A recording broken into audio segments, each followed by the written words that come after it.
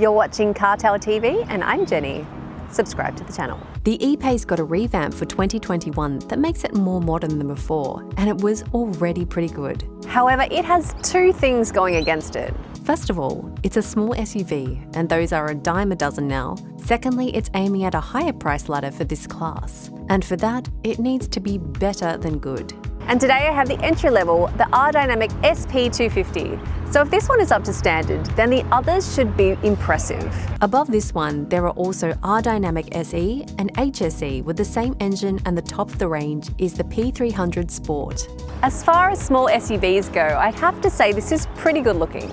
The facelift kept the same formula as the last year's model and added some subtle upgrades, and that was a great idea because the E-Pace is one of the better looking SUVs on the market. Sure, it doesn't quite meet the F-Pace, but it's still really good. The one thing I'm missing from the F-Pace is those lovely headlights. The side angle is definitely on trend, but it's my least favourite angle. I just feel like it's all too constrained in this back area with the slope. The overall blend of sporty features and elegance is present on this update as well. The design is streamlined and well balanced, in line with a prestige image. The front has a simple, unassuming grille and large intakes topped by a protruding line. Nothing outlandish, and together it looks confident and sporty. The side has that coupish line with a prominent roof spoiler and a bulging rear wheel arch. 18-inch wheels in this trim look very nice and befitting. But bigger ones are also available, and they are even nicer.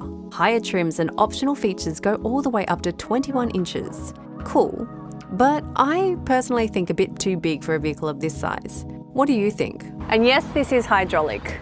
Now there are two powering options across the range.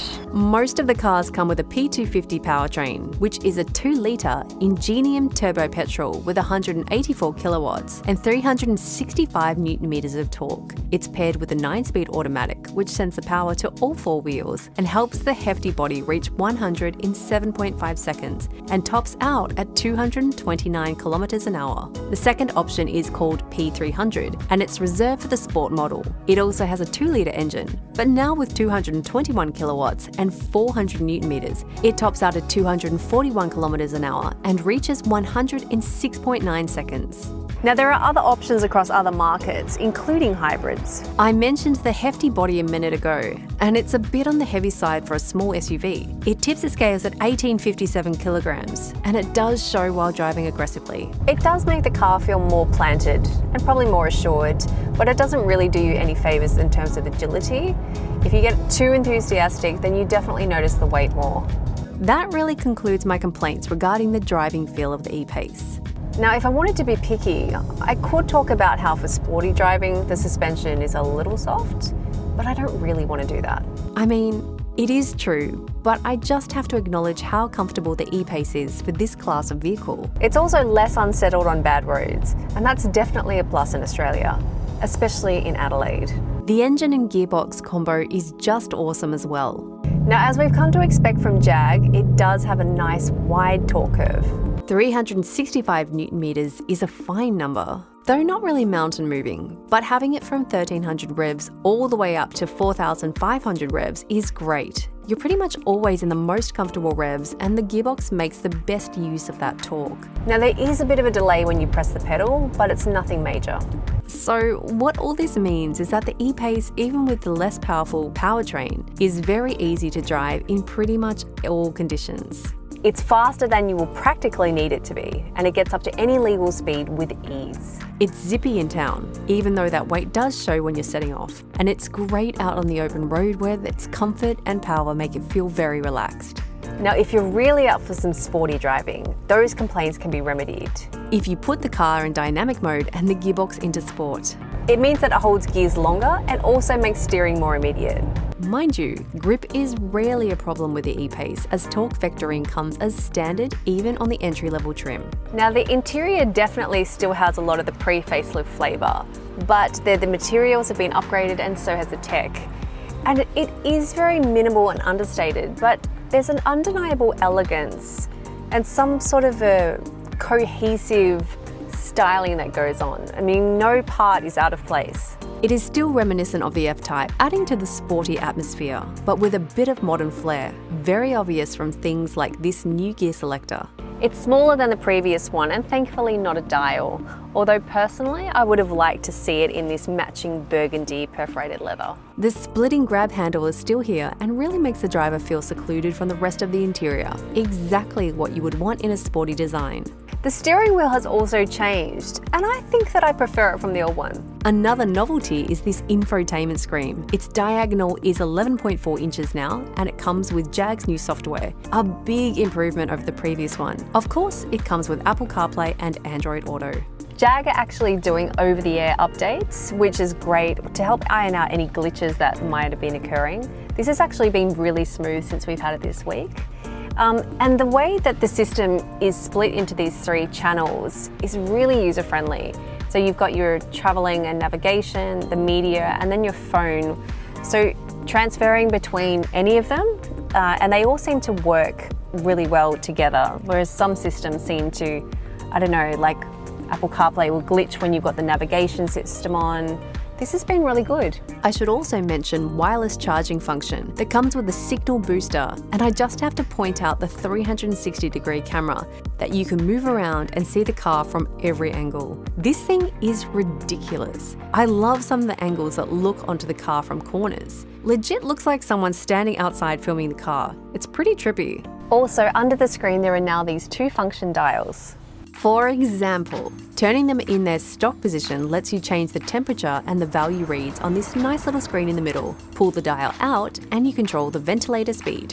You get standard storage spaces, a 12-volt charger, a USB and a USB-C. Including 12-volt sockets up front and in the second row and the boot, as well as 2 USB points up front. Now in the back here it's actually very comfortable. There's good lumbar supports on these chairs, and just the way that the window is positioned, even though there's that dark sloping roofline, you don't feel too enclosed, which you definitely can in some of these, more contained back seats.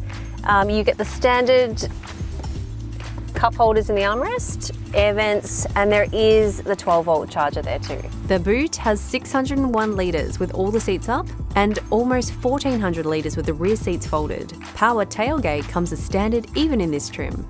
That sounds incredible, right? I mean, 600 litres in something of this size? That's because Jag changed the way they measure the volume, and now they simulate it being filled with liquid. Other measuring methods gave 577 and 394 litres. Whichever your favourite, the boot space in the E-Pace is pretty accommodating.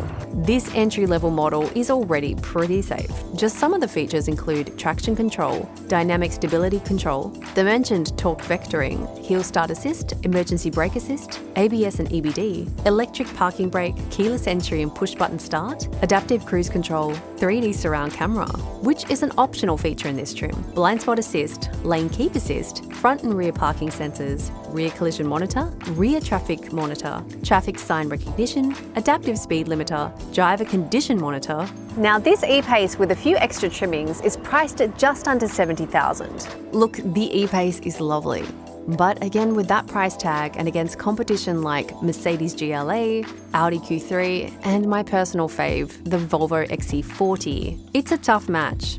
While those tick the boxes with features and refinement, and some may say they offer more for less, the Jag honestly still feels desirable in its own way.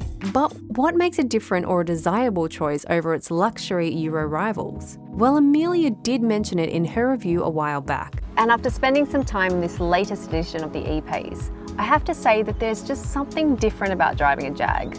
There's like a rawness and a level of engagement that just isn't present in some of the other competitors. Almost all of the things I mentioned throughout this review come on the base model, and even this one is a nice little SUV. Going up the trim ladder opens more options, better materials, additional equipment packs, digital instrument cluster, more seat adjustment options, more wheel sizes and designs, better sound system, and many other style, comfort, and convenience features, and even more power at the very top. But all that is just a bonus. I mean, it does add to the price and the overall feel, but even the entry level is still a really good offering.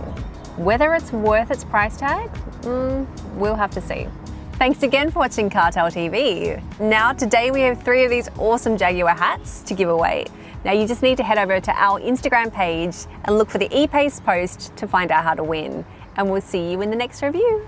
Peace.